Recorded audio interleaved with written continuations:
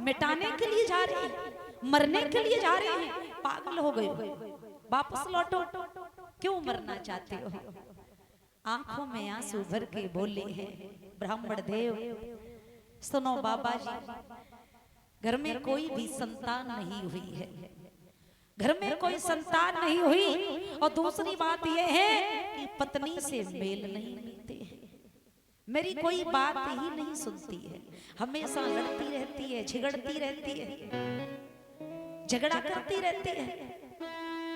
और एक आधी माताएं मेरी ऐसी होती हैं, जब तक पति से झगड़ा ना कर ले तब तक रोटी नहीं पचती है, खाना नहीं पचता है, पास पड़ोस में झगड़ा ना कर ले तब तक चैन नहीं पड़ता है।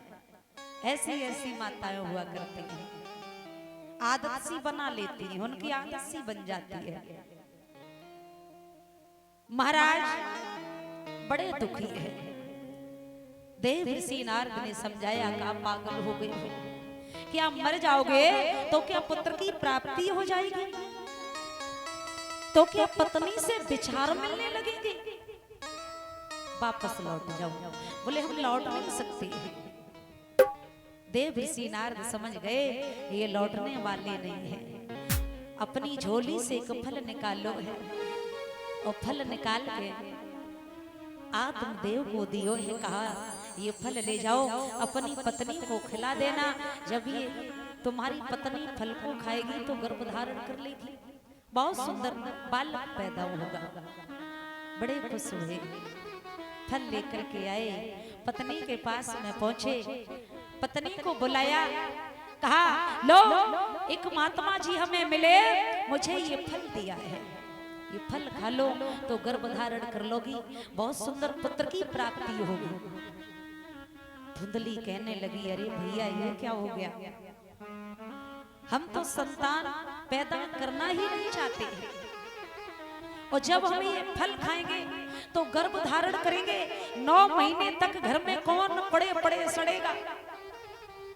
मैं तो ऐसी हूं कि सुबह जा करके 4-6 घर की खबर ना ले ली तब तक हमारी रोटी नहीं पचती है, मुझे चैन नहीं पड़ता है, और जब गर्भ धारण कर लेंगे तो फिर कहीं जा भी नहीं पाएंगे, बड़ी समस्या हो जाएगी।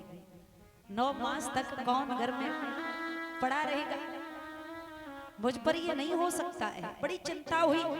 और जब घर में पुत्र पैदा होगा तो बड़ी पीड़ाएं सहन करनी पड़ती हैं, मलमूत्र साफ करने पड़ते हैं, हम पर ये हो नहीं सकता है। तब तक एक पड़ोसन दौड़ करके पास में आई, कहा बहन बड़ी परेशान सी लग रही हो, क्या हो गया? बोले क्या बताऊं बहन, मेरे पिया है ना, ये पता नहीं कहां से एक फल लेकर के आए, कह रहे हैं ये फल खा लो तो गर्भ धारण कर लोगी, बहुत सुंदर पुत्र पैदा होगा, लेकिन ये भी कर नहीं सकती हो। वो पड़ोसन कहने लगी, बहन चिंता करने की जरूरत नहीं है, आप चिंता क्यों कर रही हो, तुम्हारे पति है ना ये फल लेकर के आए हैं, तभी से मैंने भी गर्भ धारण किया है, आप चिंता मत करो, कुछ बदले में हमें धन दे देना, और जब मेरे गर्भ से पुत्र पैदा हो जाएगा हम आपको ही सौंप देंगे, चिंता किस बात की है। बड़ी खुश हुई है धुंधली, खुशी का ठिकाना नहीं रहा, कहा बहन तू तो बहुत अच्छी है, कोई बात नहीं, जब तेरे बालक पैदा हो जाए तो वो हमें दे देना। बोले ठीक है।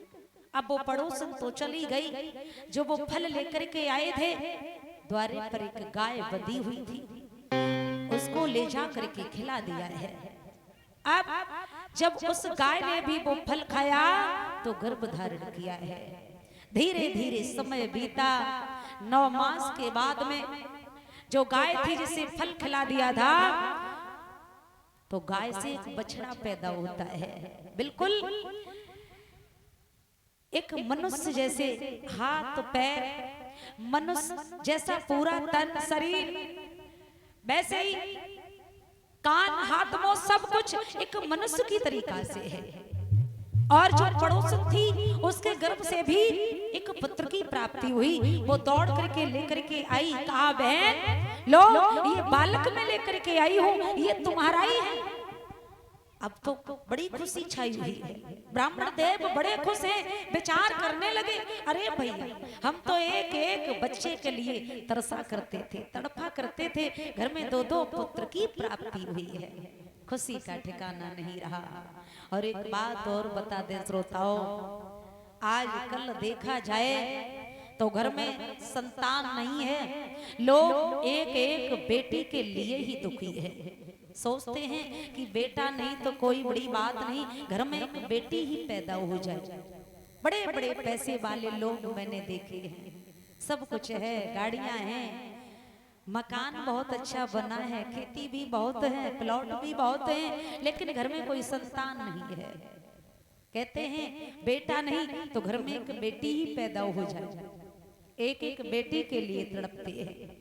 और जिनके घर में संतान है, चार चार बेटा, तीन तीन बेटा घूम रहे हैं, वो माँ बाप संतान से ही दुखी रहते हैं। मैंने अपनी आंखों से देखा है माताओं, घर में चार चार बेटा है, माँ बाप बड़ी परेशानी से पुत्र को पालते पड़ोसते बड़ा करते हैं कि एक दिन बेटा बड़ा हो जाएगा तो हमारी सेवा होगी, घर में बहू आएगी तो दो दो रोटियां मिलने लगेगी, बड़ी खुशी होती है। और वही बेटा बहू अगर माँ बाप को रोटी ना दे, परेशानियां देने लगे, तो फिर वो माँ बाप बद्दुआ निकालते हैं, कहते हैं इससे अच्छा तो संतान ही ना होती तो अच्छा था, अच्छी बात थी, तो संतान ही दुखी रखती है। मैंने देखा बूढ़ी बूढ़ी माताएं वृद्धा आश्रम में पड़ी हुई है, कहती हैं कि हमारे बेटा और बहू ने मुझे घर से निकाल दिया। जो माँ जो पिता सारी जिंदगी रोड पर काम करता है, पैर में चप्पल नहीं है, सारे दिन धूप में काम करता है कि घर में संतान सुखी रहे, खुद चप्पल को नहीं पहनता है, बच्चों को अच्छे अच्छे जूते पहनाता है, खुद कपड़े अच्छे नहीं तन पर पहनता है, बच्चों के लिए अच्छे कपड़े लेकर के देता है,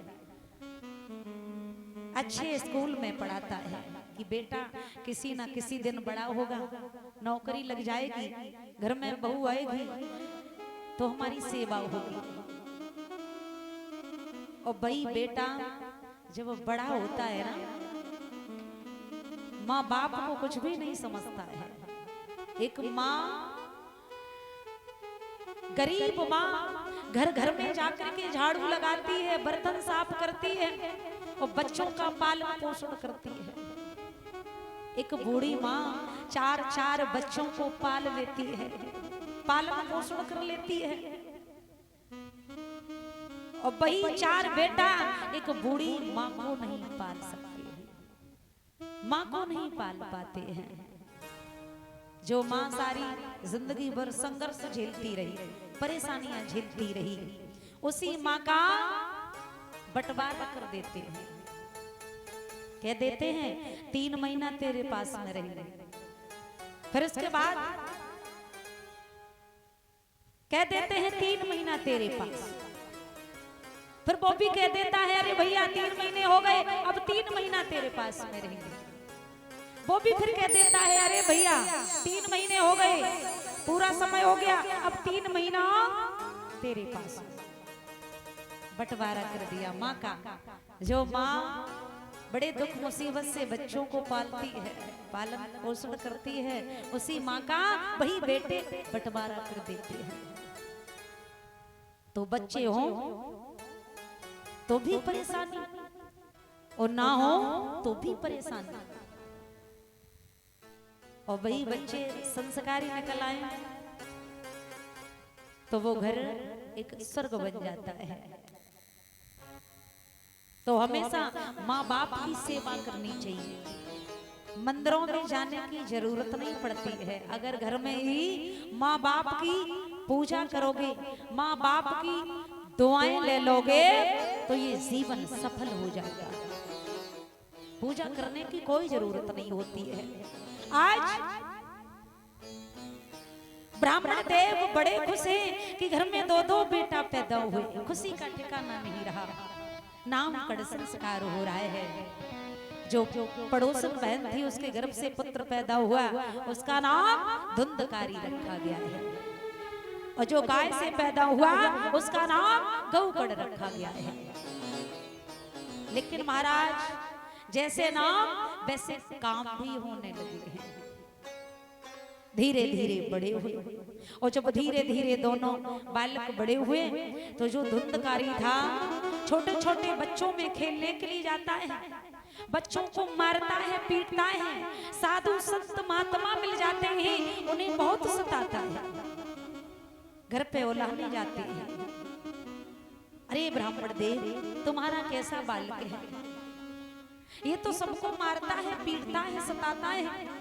और गौकड़ जहां पर भी जाते हैं वहां जय जयकार होने लगता है। और ऐसा ही नहीं महाराज बताया है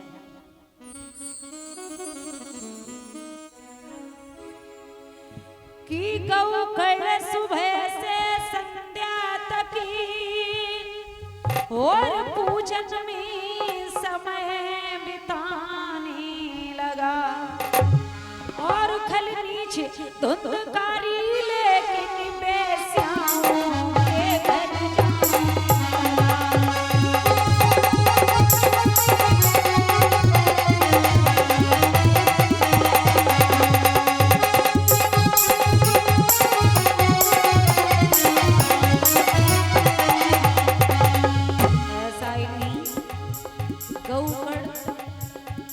पूजा पाठ में लीन हैं, सबका सम्मान करते हैं। और ये धुंधकारी जैसे ही धीरे धीरे बड़ा हुआ तो ये वैश्याओं के घर पे जाने आने लगा है। और ऐसा ही नहीं महाराज, गौकड़ सुबह से संध्या तक पूजन में समय बिताने लगा। खल नीच धुंध का लेकिन वैश्याओं के घर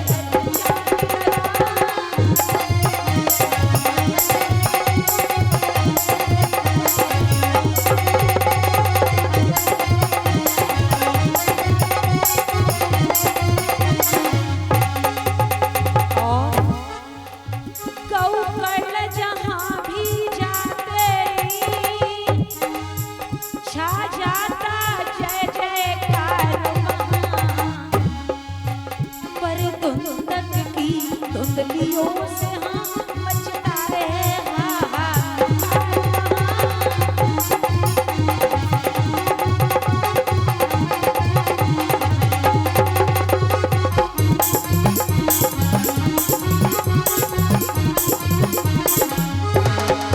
और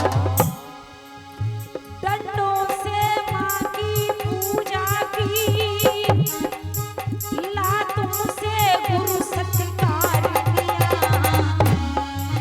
घर में भी जो जेवर था वो सारा बंदा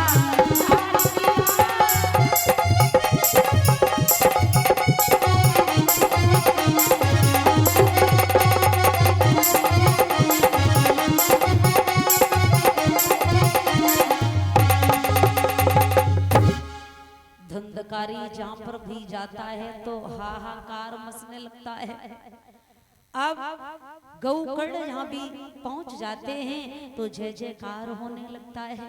लोग कहते हैं देखो 2 बेटा हैं, एक बेटा कितना अत्याचारी दुराचारी, सबको मारता है, पीटता है, माँ को भी बहुत सताता है, पिता को भी बहुत सताता है। और एक बेटा माता पिता की बहुत सेवा करता है। साधु संत महात्मा मिल जाते हैं, बड़ा सम्मान करता है, गुरु का बड़ा सम्मान करता है। इधर जो धुंधकारी है वैश्याओं के घर पे जाने आने लगा है। और जब वैश्याओं के घर पे जाने आने लगा